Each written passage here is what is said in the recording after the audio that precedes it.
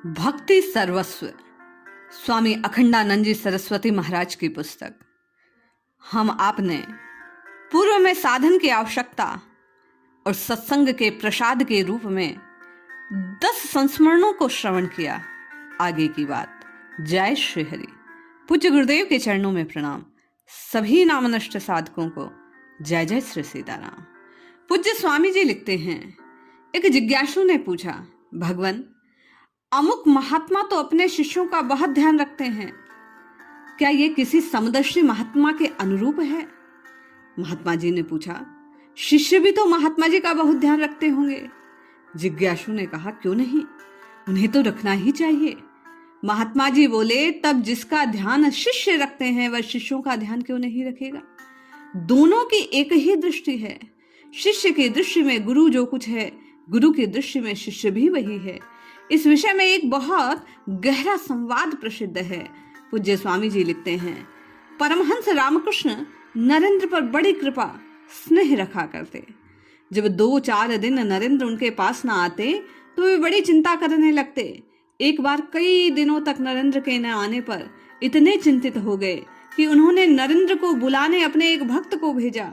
अपनी छात्रावस्था में नरेंद्र बहुत खुले हुए, संकोच तो उन्हें छूता तक नहीं। परमहंस जी के सामने तो वे नन्हे से शिशु की भांति अपने मन की सब बातें कह दिया करते। उन्होंने आते ही पूछा, बाबा आप मुझसे इतना प्रेम करते हैं, कहीं राजा भरत की भांति आपको भी दूसरा जन्म ना लेना पड़े। परमहंस ने कहा, नरेंद्र तुम हमारी दृष्टि से देखो, तब तुम्हें मालूम होगा तुम कौन हो। शिष्य तो केवल श्रद्धा के बल से गुरु को भगवान मानते हैं। गुरु की दृष्टि तो ज्ञान और अनुभव से सब भगवत स्वरूप दिखता है। तुम अपने को जैसा देखते हो वह तो अज्ञान दृष्टि है। वास्तव में तुम भगवत स्वरूप ही हो। इसलिए कौन महात्मा किसे किस दृष्टि से देखकर क्या व्यवहार करता है, इसे केवल वही जानता है। उस पर शंका करने की आवश्यकता नहीं। कथाओं के माध्यम से भगवत स्वरूप को कण कण में देखने की दृष्टि हम आपको प्रदान करते हुए स्वामी जी आगे लिखते हैं कि लगभग 30 वर्ष हो गए उन महात्मा के गोलोकवास हुए। वे ब्रज के ख्याति प्राप्त महात्मा, मस्त इतने कि बस क्या पूछना। चोरों को भी माखन चोर समझकर उनके साथ खेला करते। कभी अपने सखा के बंदी बन जाते, कभी रूठ कर ऐसे बैठते कि कई दिनों तक ना मानते। बड़े बड़े भक्त आते परंतु वे खेलते ही रहते। ये सृष्टि उनके लिए कर्मजन या अज्ञान जन नहीं, भगवान की लीला मात्र। इस लीला में लीला प्रिय की इच्छा के अनुसार पत्र बने हुए वे एक सखा थे। एक दिन एक प्रसिद्ध राजा से जो उनके भक्त थे, उन्होंने कहा, तू राजा बना फिरता है, मुझे भी एक दिन राजा बना दे। राजा साहब बड़े श्रद्धालु, बड़े आनंद बाबा को अपनी राजधानी ले गए। 3 दिन के लिए बकायदा उन्हें राज्य का सब अधिकार दे दिया। अब बाबा राजा हो गए। राजा होते ही बाबा ने सब व्यवस्था वहां की उलट पुलट कर दी। दीवान को दरबान, दरबान को दीवान बना डाला। रानी को दासी काम पर नियुक्त कर दिया। राजकुमार को चांटे लगवाए। चारों ओर तहलका सा मच गया।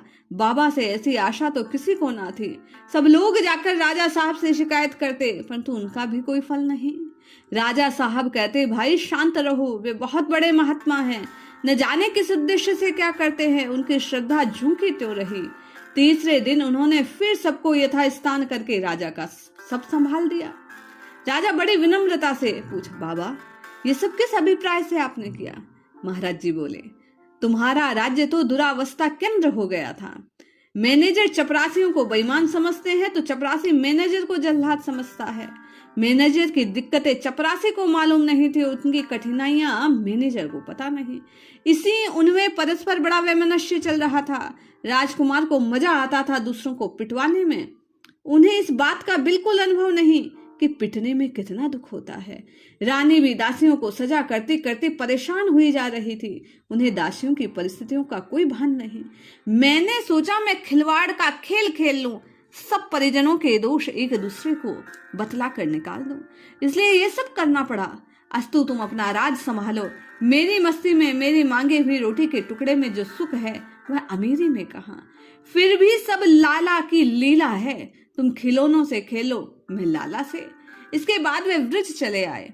महात्मा जी की इस लीला में क्या हम ये सीख सकेंगे कि हमारे जीवन में अपने सामने आने वाली परिस्थितियां देखने की आदत पड़ जाए।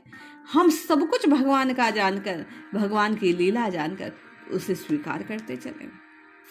एक अन्य घटना को प्रकट करते हुए स्वामी जी लिखते हैं, बड़े श्रद्धालु थे वे महात्मा। जब जब गंगा तट पर आते हम सब उनके दर्शनों को आतुर हो जाते। उनके पास कोई वस्त्र तो कॉपी और पात्र, एक मिट्टी की हांडी। वे बोलते बहुत कम, इतना कम कि उपदेशात्मक वाक्य का भी कभी कभी उच्चारण नहीं करते।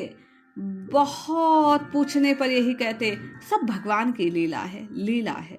इसमें जो हो रहा है वही ठीक है, बेठीक कुछ नहीं। जो इसे बेठीक कहे वे ठीक नहीं कहते। अपनी अपनी लीला सभी पूर्ण कर रहे हैं। चोर चोरी की, जज सजा की, जल्लाद फांसी की, सब ठीक ही है। फिर क्या प्रश्न और क्या उत्तर, वह भी ठीक है। हमारे बहुत आग्रह करने पर उन्होंने अपनी जीवनचर्या के परिवर्तन की एक घटना बतलाई। वह उन्हीं के शब्दों में नहीं, जैसी याद वैसी सुनिए। पूज्य स्वामी जी लिखते हैं, मैं उन लोगों को उपदेश करता फिरता था, मुझे वैसा अभिमान, मैं ज्ञानी, मैं सदाचारी, ये महात्मा के वचन। दूसरों को जब मैं अज्ञानी और दुराचारी देखता तो मुझे बड़ी दया आती। मैं अपने को दूध का धुला देवदूत समझता, दूसरों को नरक का कीड़ा। मैं उस समय इतना दयनीय, वह अब समझ सकता हूँ, परंतु वह भी भगवान की दया, यह भी भगवान की दया। एक दिन मैं आराम कुर्सी पर बैठकर लोगों के पतन और उत्थान की समस्या हल कर रहा था। सोचते सोचते नींद आ गई। मैंने स्वप्न देखा। स्वप्न में एक महान विद्वान, सदाचारी, उपदेशक, मेरे रहने का स्थान तो स्वर्ग था, परंतु मैं कभी कभी लोगों को उपदेश देने के लिए मृत्युलोक में आया करता। विमान पर सवार होकर मैं महान, वैभवशाली, सम्मानित था, लोगों का उद्धारक। मैं अपनी स्थिति की याद करके फल उठता था।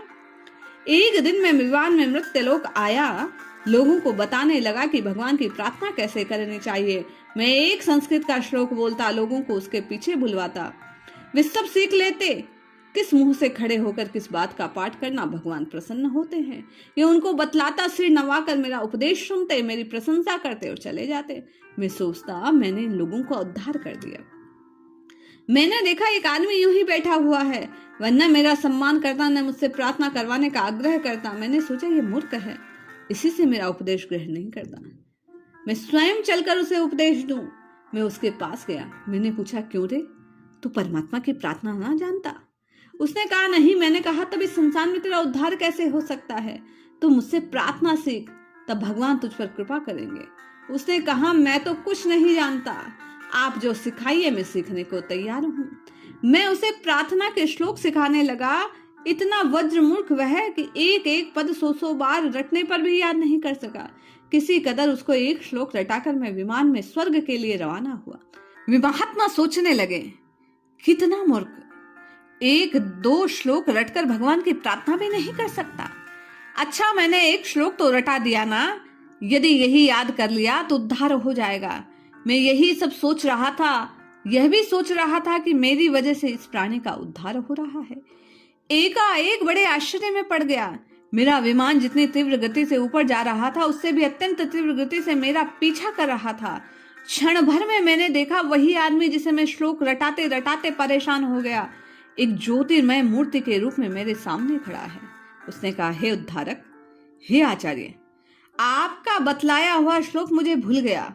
अब मैं परमात्मा की प्रार्थना कैसे करूंगा? मैं समझता था कि मेरे हृदय में निवास करते हैं, मेरी टूटी फूटी भाषा भी समझते हैं। मैं उनसे अपनी भाषा में घंटों बात किया करता था, सो सब मेरी भाषा में समझते नहीं। तो आप ठहरिए, मुझे वही भाषा सिखाइए जो वे समझते हों।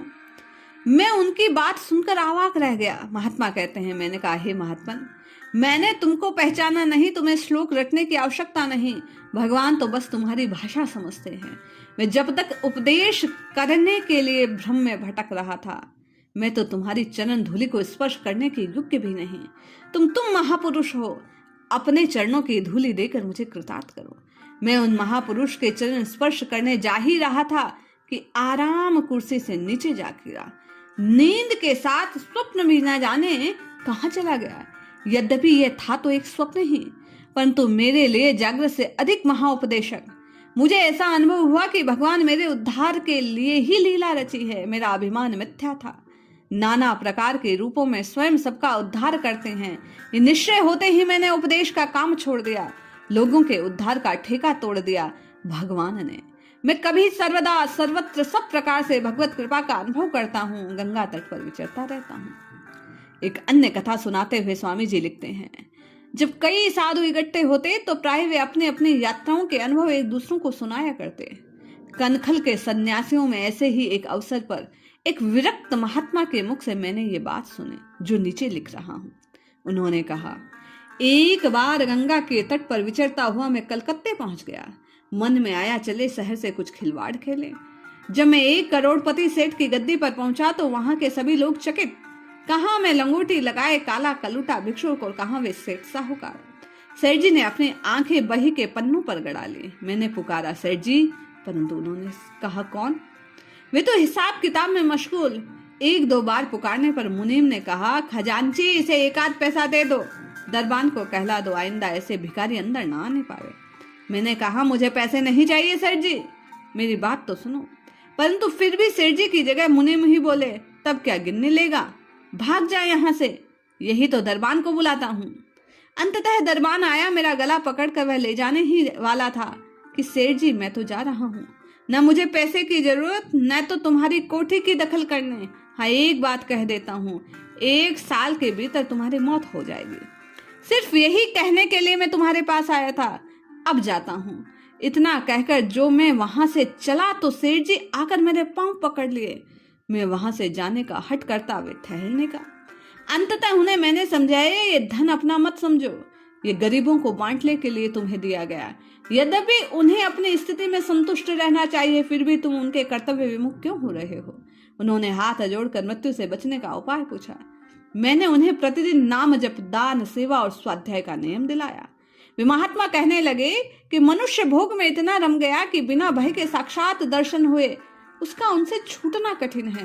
भगवान ही शायद युद्ध, महामारी, रोग, शोक द्वारा भय दिखाकर इसे मार्ग पर लाना चाहते हैं।